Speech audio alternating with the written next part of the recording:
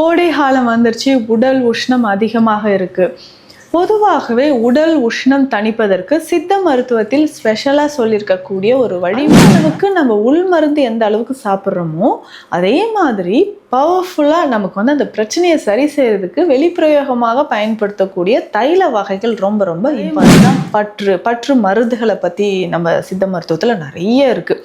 அதுக்கப்புறம் பார்த்தோம்னா இந்த தொக்கண முறைகள், வேது அப்படின்னு சொல்கிறோம், பொட்டணம் அப்படின்னு சொல்லக்கூடிய இன்னொரு முறை, அதாவது வெளிப்பிரயோகமாக நம்ம பயன்படுத்தக்கூடிய தைலங்கள் எந்த அளவுக்கு நமக்கு ரொம்ப ரொம்ப இம்பார்ட்டண்ட்டாக இருக்குன்னு இந்த மாதிரி வாரம் 2 முறை பண்ணும்போது நம்ம உடலில் என்னென்ன மாற்றங்கள் நடக்குது, என்னென்ன நன்மைகள் கிடைக்குதுன்றதை நம்ம தெரிஞ்சுக்கணும். ஸோ அப்படி பார்க்கும்பொழுது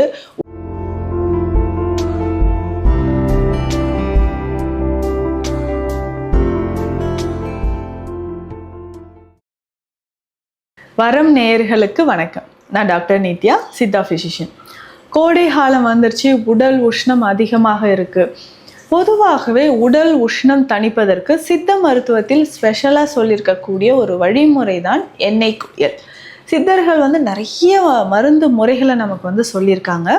அதில் உள் மருந்து, புற மருந்து, இது ரெண்டுத்தையும் பற்றியும் இருக்குது. இப்போ புற மருந்து, புற சிகிச்சைகள் அப்படின்னு சொல்லும்போது வெளிப்பிரயோகமாக எக்ஸ்டர்னலாக நம்ம பண்ணக்கூடிய சிகிச்சை முறைகள்.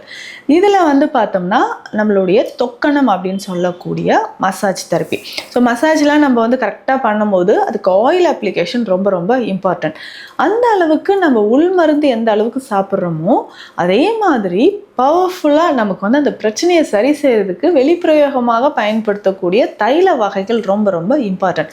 அதே மாதிரி தான் பற்று மருந்துகளை பற்றி நம்ம சித்த மருத்துவத்தில் நிறைய இருக்குது. அதுக்கப்புறம் பார்த்தோம்னா இந்த தொக்கண முறைகள், வேது அப்படின்னு சொல்கிறோம், பொட்டணம் அப்படின்னு சொல்லக்கூடிய இன்னொரு முறை, அதாவது சில மூலிகைகளை காட்டன் கிளாத்தில் வச்சு நல்லா பொட்டலை மாதிரி கட்டி அதை முகர்ந்து பார்க்குறது. புகை மருத்துவம் அப்படின்னு இருக்குது. புகை மருத்துவம்னா மூலிகைகளை புகையாக நம்ம பாதிக்கப்பட்ட இடத்தில், அடிப்பட்ட வீக்கமோ இல்லை பைல்ஸ் ஃபிஸ்டுலா இருக்கக்கூடிய இடங்கள்லையோ, சில வகையான நமக்கு மூக்கு சம்மந்தப்பட்ட, காது சம்மந்தப்பட்ட பிரச்சனைகளுக்கெல்லாம் புகை மருத்துவம் நல்லாவே நமக்கு எக்ஸலண்ட்டான ஒரு ரிசல்ட் கொடுக்கும். அந்த மாதிரி தான் வெளிப்பிரயோகமாக நம்ம பயன்படுத்தக்கூடிய தைலங்கள் எந்த அளவுக்கு நமக்கு ரொம்ப ரொம்ப இம்பார்ட்டண்ட்டாக இருக்குன்னு தெரிஞ்சுக்கலாம். இதில் பேசிக்காக நம்ம ஃபாலோ பண்ணக்கூடிய எண்ணெய் குளியல் முறை. இந்த எண்ணெய் குளியலை நம்ம எப்படிங்க செய்கிறது, இந்த எண்ணெய் குளியல் பயன்படுத்தும் பொழுது எந்த அளவுக்கு நமக்கு உடலில் நிறைய மாற்றம் கிடைக்கும், எந்த அளவுக்கு ஒரு நன்மை நமக்கு கிடைக்குது அப்படின்றதும் பார்க்கலாம். பொதுவாக எண்ணெய் குளியல்னா நல்லெண்ணெய் தேய்ச்சி குளிக்கிறத நம்ம சொல்லுவோம். வாரம் 2 முறை எண்ணெய் தேய்ச்சி குளிக்கிறது, ஆண்களும் சரி பெண்களும் சரி. இப்போ நல்லெண்ணெய் தேய்ச்சி குளிக்கணும்னா லேசாக நல்லெண்ணெயை சூடுபடுத்திட்டு அதில் கொஞ்சம் சீரகம் போட்டு நம்ம எண்ணெய் தேய்ச்சி, ஸோ தலையிலேருந்து கால் வரைக்கும் எண்ணெய் தேய்ச்சி குளிக்கலாம். இது எப்படின்னா உள்ளங்கையில் நல்லா எண்ணெய் எடுத்துட்டு உச்சந்தலையில் வச்சு லேசாக நம்ம மைல்டாக மசாஜ் பண்ணணும். ஒரு சிலர் எண்ணெய் எடுத்து நல்லா சூடு பறக்க தேய்ப்பாங்க. அந்த மாதிரி வேணால் நிறைய ஹேர் ஃபால் ஆகும். ஸோ எண்ணெய் லேசாக வச்சுட்டு நம்ம ஜென்டிலாக மசாஜ் பண்ணிவிட்டு உடல் முழுவதுமே எண்ணெய் அப்ளை பண்ணிக்கலாம். வாரம் 1 முறையாவது எண்ணெய் உடல் முழுவதும் நல்லா அப்ளை பண்ணிவிட்டு குளிக்கலாம்.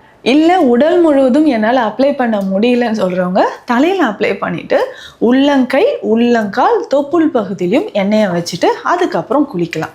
ஸோ இந்த மாதிரி வாரம் 2 முறை பண்ணும்போது நம்ம உடலில் என்னென்ன மாற்றங்கள் நடக்குது, என்னென்ன நன்மைகள் கிடைக்குதுன்றதை நம்ம தெரிஞ்சுக்கணும். ஸோ அப்படி பார்க்கும்பொழுது உடலில் இருக்கக்கூடிய உஷ்ணம் நமக்கு குறைய ஆரம்பிக்கும். இது ஃபர்ஸ்ட் பாயிண்ட். உடலில் இருக்கக்கூடிய உஷ்ணம் குறையும், கண் எரிச்சல் குணமாகும், எலும்பு சம்பந்தப்பட்ட நோய்கள். ஸோ இன்றைய காலகட்டத்தில் நிறைய பேருக்கு எலும்பு சம்பந்தப்பட்ட பிரச்சனை இருக்கும். எலும்புகள் தேய்மானம் ஏற்படுது, மலச்சிக்கல் தொந்தரவு இருக்குது, லிகமெண்ட் டேர் ஆகுது அப்படின்னு சொல்லுவாங்க. லிகமெண்ட் டேர்னா ரொம்ப ட்ரை ஆகும்போது நமக்கு மூட்டுக்கல்லையோ இல்லை ஷோல்டர் ஜாயிண்ட்ல இருக்கக்கூடிய லிகமெண்ட்ஸ் லேசாக நமக்கு இன்ஃப்ளமேஷன் ஆகியோ லைட்டாக ஒரு டியர் ஆகின மாதிரி, ஒரு கிழிச்சல் இருக்கிற மாதிரி தெரியும். இந்த பிரச்சனையும் நிறைய பேருக்கு இருக்குது. ஸோ இந்த மாதிரி மூட்டுக்கல்ல ஏற்படக்கூடிய வலி, குதிகாலில் ஏற்படக்கூடிய வலி, ஷோல்டர் ஜாயிண்ட்ல இருக்கக்கூடிய வலிகள், இது எல்லாமே சரியாகிறதுக்கான வழிமுறைகளுக்கு முக்கியமானது இந்த எண்ணெய் குளியல் சொல்லலாம். இதுல 3 தேகங்கள் நம்ம உடல்ல இருக்கு. வாதம், பித்தம், கபம். ஸோ இந்த மாதிரி 3 தேகங்கள் இருக்கக்கூடிய நபர்கள், வாத நோயாளிகள் என்ன பண்ணலாம், பித்த நோயாளிகள் எந்த மாதிரி எண்ணெய்களை பயன்படுத்தலாம், கப நோயாளிகள் எந்த மாதிரி எண்ணெயை நம்ம பயன்படுத்தலாம்ன்றது நமக்கு தெரியணும். இப்போ வாதம் நம்ம உடலில் அதிகமாக இருந்ததுன்னா எல்லாத்துக்குமே பேஸ் வந்து நல்லெண்ணெய் தான். இப்போ வாதம் அதிகமாக இருக்குன்னா அதற்கு சில மூலிகைகளை பயன்படுத்தி அந்த தைலத்தை நம்ம பயன்படுத்தலாம். முக்கியமாக இதுக்கு வந்து வாத நாராயண தைலம்னு ஒரு மருந்து இருக்குது. இந்த தைலத்தை வாங்கிட்டு வந்து நல்லெண்ணெயோடு இது சம அளவு மிக்ஸ் பண்ணி லேசாக ஹீட் பண்ணிவிட்டு நம்ம இதை பயன்படுத்திக்கலாம். இல்லைங்க எனக்கு மூட்டுக்கள் அதிகமான வலி இருக்குது, வாத வலிகள் அதிகமாக இருக்கணும் போது இந்த வாத நாராயண தைலத்தை மட்டுமே நம்ம வந்து சூடு பண்ணி மூட்டுக்களில் தேய்ச்சி நம்ம குளிச்சுட்டு வரும்பொழுது உடலில் இருக்கக்கூடிய வாதம் நமக்கு குறைய ஆரம்பிக்கும். சரி, இதுவே நமக்கு வந்து பித்தம் தொடர்பான நோய்கள் இருக்குது, இந்த பித்தத்தை குறைப்பதற்கு என்ன தைலம் பயன்படுத்தலாம்? இதே நல்லெண்ணெயோட ஜம்பீர தைலம் அப்படின்ற ஒரு மருந்து இருக்குது, சிட்ராமுட்டி தைலம் அப்படின்ற ஒரு தைலம் வகையும் இருக்குது. ரெண்டில் ஏதாவது ஒரு தைலம் வாங்கி இதே மாதிரி நல்லெண்ணெயோட பாதி அளவு காய்ச்சி நம்ம மிக்ஸ் பண்ணிவிட்டு தலையிலேருந்து கால் வரைக்கும் நல்லா அப்ளை பண்ணிவிட்டு நம்ம குளியல் எடுக்கலாம். இந்த மாதிரி நம்ம பயன்படுத்தும் பொழுது நம்ம உடலில் இருக்கக்கூடிய பித்தம் நமக்கு குறையும். அதே மாதிரி அதிகமான உஷ்ணம் இருந்தாலும் குளிர்ச்சி எண்ணெய் ரொம்ப சிம்பிளாக நம்ம வீட்டிலையே ரெடி பண்ணக்கூடிய ஒரு தைல வகை இருக்குது, குளிர்ச்சி எண்ணெய் அப்படின்னு சொல்கிறோம். ஸோ இதை நம்ம எப்படி ரெடி பண்ணலாம் அப்படின்னா, இதுவுமே நல்லெண்ணெயை பயன்படுத்தி தான் செய்ய போகிறோம். ஒரு 1/2 லிட்டர் அளவுக்கு நல்லெண்ணெய் இருக்குன்னா கொஞ்சமாக வந்து நம்ம கற்றாழை சாறு எடுத்துக்கணும். ஒரு 100 ml அளவுக்கு 100 ml அளவுக்கு கற்றாழை சாறு, அதே மாதிரி 100 ml அளவுக்கு எலுமிச்சை சாறு, 100 ml பசும் பால் நமக்கு தேவைப்படுது. ஸோ இது மூணுத்தையுமே அந்த எண்ணெயில் கலந்துட்டு நம்ம என்ன பண்ணணும்னா இதனோட கொஞ்சம் ஒரு 50 கிராம் அளவுக்கு வெந்தயம், 50 கிராம் அளவுக்கு சீரகம், இதையும் நம்ம பயன்படுத்தணும். ஸோ இது நல்லா பவுடர் பண்ணி இந்த எண்ணெயோடைய காய்ச்சி எடுத்து வச்சிடணும். இது காய்ச்சறதுக்கு கொஞ்சம் டைம் ஆகும். ஏன்னா நம்ம எல்லாமே வந்து தண்ணீர் லிக்விடாக இருக்கக்கூடிய மூலிகைகளை தான் இதில் சேர்த்துருக்கோம்.